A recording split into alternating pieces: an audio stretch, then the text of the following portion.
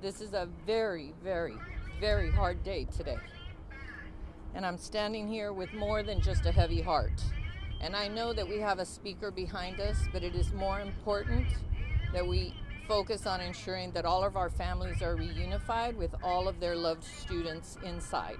So I'm not going to stop that process for a moment for me to visit with you all, and I hope you all understand that.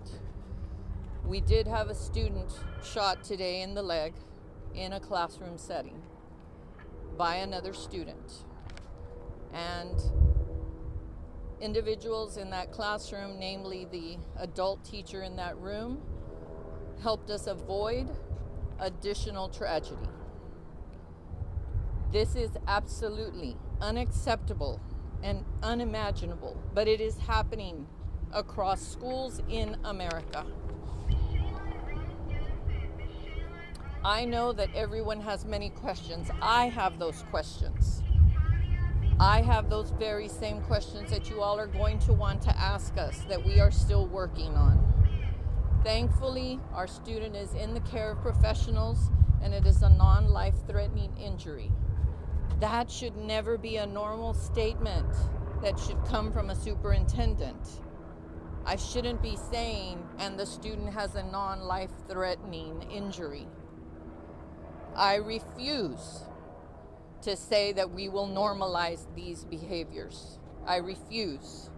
And I hope that everyone joins me, as everyone here who is supporting us at this time understands this can never become acceptable. We can and we must eradicate these types of situations. We must all come to grips with the fact that the solution is a collective responsibility. This is not something that a school can individually do. It is not something a neighborhood can individually do. We must work together.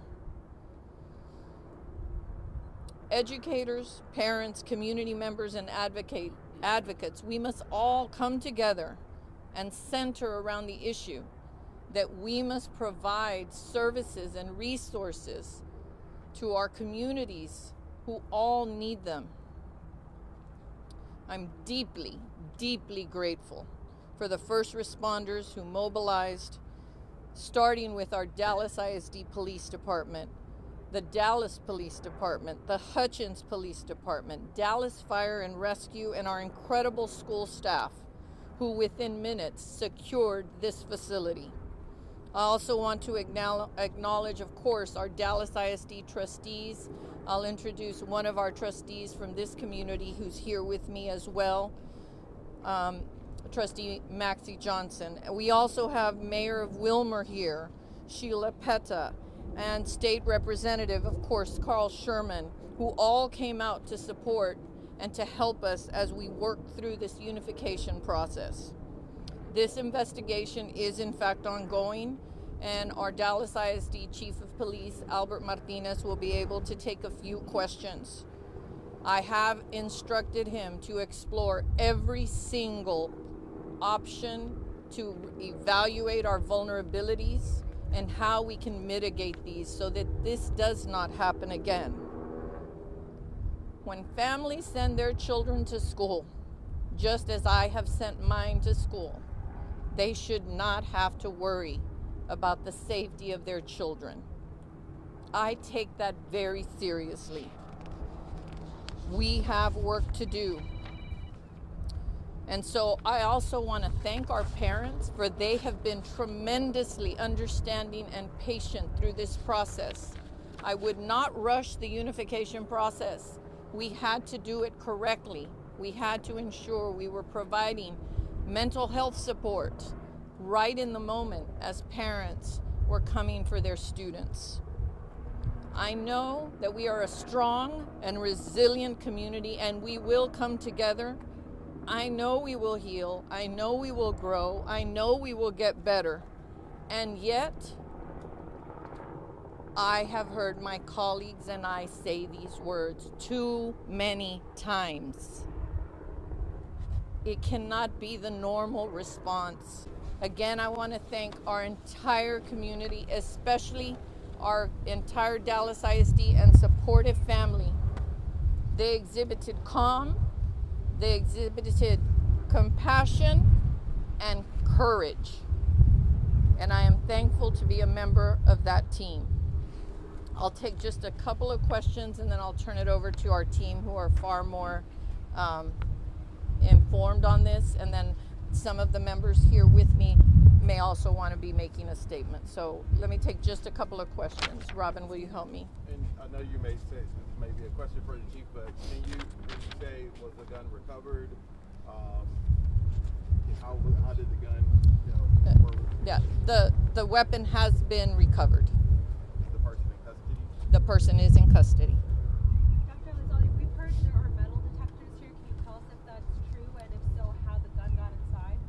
So that is obviously the question I have that I don't have an answer for with regard to how did the gun get inside. We do have metal detectors. They were in use today. We know that there are vulnerabilities. There are so many entrances to schools. So that's one of the areas that the chief will be working with the school to identify those vulnerabilities. Where did the shooting happen? What area of the school? I don't know the actual location, but it was a classroom, a small classroom setting. Will you guys reevaluate your guys' security measures going forward? We will absolutely. Our chief will lead an after-action study and report lessons learned so that we can share those practices with our other campuses as well. Again, in an effort to stay proactive, we must use this tragedy to learn something and ensure that we don't wait for something else to occur. What did the teacher do to help calm the situation? The teacher is a very humble individual, and he was able to direct the student away from the campus so that he could take care of, first, the injured student, and secondly, to ensure that the alleged suspect did not enter into the rest of the school building. So that's why I know how much more was avoided, because he was directed away from the school. Where was the suspect captured? And I think it was the ISD police. Yeah, I'll turn that one over to Chief Martinez. Both of them were students of the school? Both of them? Both of Go them ahead, were students. Both are students at this school. Sorry, what was your question, Rebecca? Where did y'all capture him? And it was your officers that took him into custody? We had assistance from Dallas Police Department. They were here as well. As the superintendent mentioned, there were other agencies here. But the student or the shooter was captured back over in the stadium area. Officer saw him and contained, and then he surrendered. Do y'all know what led up to this? What caused the shooting? No, man, right now we don't know motive. But we'll certainly look into that to establish why. What type of gun? I do not know. It's not a rifle. It's basically a handgun. Can you tell us a little bit of a timeline of what time you called, you arrived, or what happened when you arrived? Can you tell us a little bit about what? I don't have the exact timeline, but it was sometime after 10. I can tell you I was just coming from our administrative headquarters. I had just pulled up to the police headquarters when the call came out. So about 6 of us were coming down the freeway. We got here, Dallas Fire Rescue had already set up their active shooter command post. They did a tremendous job. We had Hutchins PD help us out, and I would say we were here from the time of the call, maybe 7-8 minutes, but there were already officers here already tending to the victim. So it happened in a separate building but a classroom, right? No, sir, it is in this building in the classroom. Chief, can you talk about what measures you guys have already taken to try to make these schools safer? I understand, you have to swipe in, you've got all these safety measures already. Right, it was already mentioned there are metal detectors. We're complying with House Bill 3 where we're checking doors, we're making sure they're locked. We do our own internal audits. The TEA has come out and done audits. Our Office of Emergency Management has done audits, as well as our school safety, the resources monitoring have also done audits. So, and even internally, the campuses have their own security teams doing the same thing. So along with all of this as well is constant monitoring. We have the cameras, which we're going to utilize to determine exactly what was asked. How did this come about? So we'll reach out to resources. I don't have to call Chief Garcia to ask him for any help, but I've already reached out with Texas DPS was here as well, so I've already reached out to them. We will reutilize our state resources. The FBI has already called as well. So whatever resources we need to examine and really analyze those videos, we will, to determine how this came about. Chief, did this student have a disciplinary? I don't know, sir, but we probably won't even get into that. Again, it's contained to those 2 students for whatever reason. Some of the parents have been telling me that the metal detectors aren't working, and that's most of the time that the students don't use the metal detectors, and they put their bags around so they don't get checked. We'll look into that. We'll see that on video, but also the expectation on that, if for some reason it's malfunctioning, there are other alternatives that we use through our school monitors, our security teams, to use wands as well to examine them. But we'll look into that. I don't know if I misunderstood, but you said that the 2 students, there was something between those 2 students. As far as we can tell, because of the incident, we think it's between those 2 students, but we'll find out. Can you give the ages and or classes of those students? I believe both may be adult age, being 17 and older, but I don't know their exact age or class. Were there other weapons besides the gun? Not that I know of. How was the apprehension process? Where what happened? Uh, Encounter, how was it? We just captured him out near the stadium in the back on the west side of the school. But as far as how that took place, I don't know. Was he trying to escape, like running or something? I don't know, sir. Yeah. Okay. Just one shot, what part of the leg? Just on the upper thigh, as far as we know, sir. Okay. Anything else? Otherwise, in Spanish? Did you need a couple of questions in Spanish answered? You're good?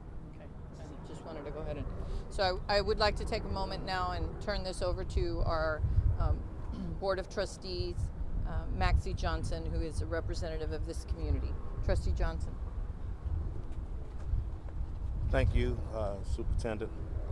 I'd like to have a statement, make a statement. Unfunded or underfunded mandate does not work in public education. We have to single-handedly solve all the challenges that our communities are dealing with no money. Governor Greg Abbott is on a mission to paralyze and even defund public education. More than $15 billion is missing from Texas school districts, and we are having to adapt to an already difficult budget by political agendas that forget the kids and communities that we're supposed to be serving. We have a governor that is obsessed with vouchers, and this is a problem. Public funds belongs in public schools. I'm a parent that has been a victim of losing a child due to senseless gun violence. I know how this feels. I'm also a gun owner, and this is a statewide issue and national issue. We must find solutions to keep guns out of the hands of our children. We're doing everything that we can do across the state of Texas, our school districts, our superintendents, but we must stop underfunded mandates and unfunded mandates on our Texas public schools. Public funds belongs in public schools. Thank you.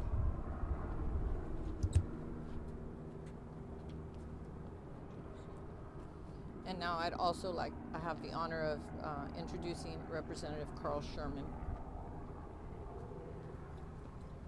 First, to the families, we want to say our prayers continue to be with you and your children. To Superintendent, to the staff of DISD, I couldn't be more proud of the way that you have handled this situation. To our PD, our first responders, thank you.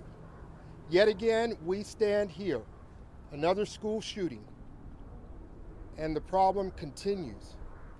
Every solution that we've offered only exacerbates the problem. Since 2018, we continue to see an increase in school shootings. Last year, we had 247 school shootings. Parents, I encourage you to get involved, to implore your legislators to send more than thoughts and prayers.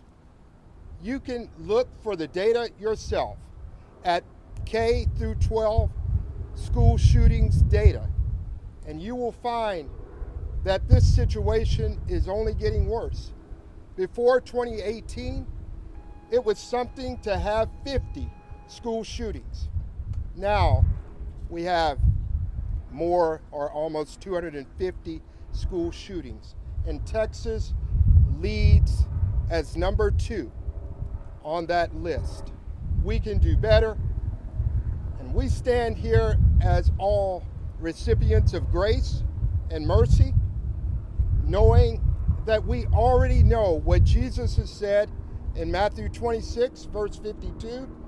He said, if you live by the sword, you will die by the sword. If we put our trust in guns instead of real solutions, we will continue to have this problem. Thank you, DISD, for how you facilitated this crisis. God bless you.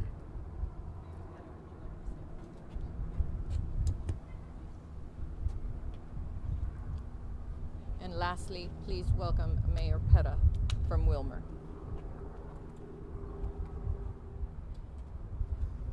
My prayers go out to this community, to this school.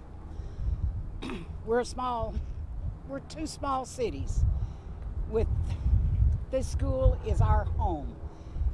Our children mean much to all of us, not just one, but all the students. I've heard many great words said today.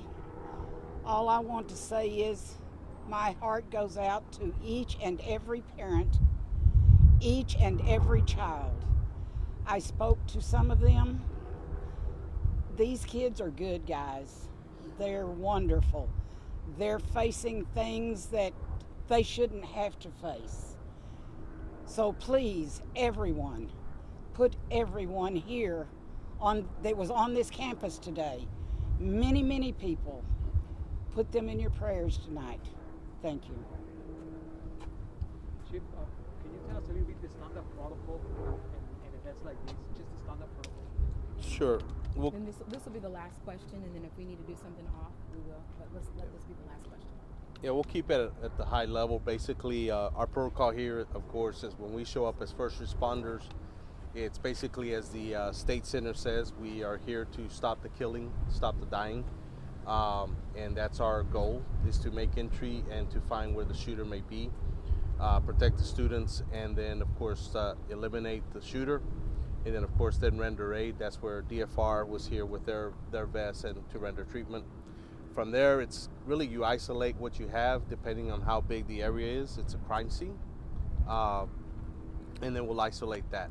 But from there on, it's just you start then getting to the point of the reunification, right? Which is the process you're seeing now. And it's just a slow process. Once we know the danger has been removed, then now it's time to reunite the parents and the guardians with their children. And that's a much slower process, plus we conduct our investigation. Okay, thank you. Your goal is to eliminate the shooter or to? So, to stop the killing at whatever cost. Yes, sir.